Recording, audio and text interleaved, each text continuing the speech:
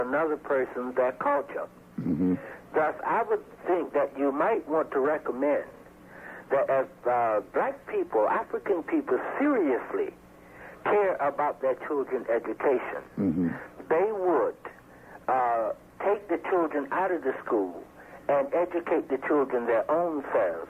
And that way they won't expose them to the death dealing devastation that goes on in education.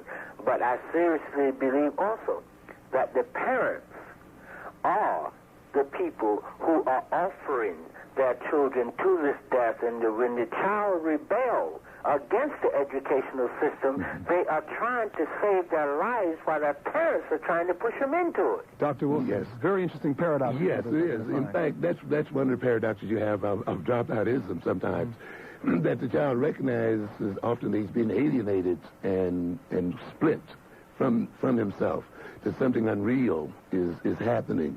And unfortunately, he resists that transformation by getting out of those systems, or disrupting it, or resisting it sometimes in a way that may lead him into even worse situations.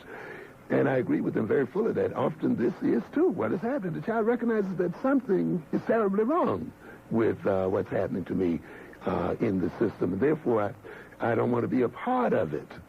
But then without an alternative educational system, or alternative set of priorities, they often lead right into some other kind of predicament.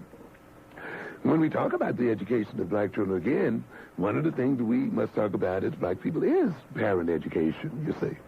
To what extent should the schools be responsible to open themselves up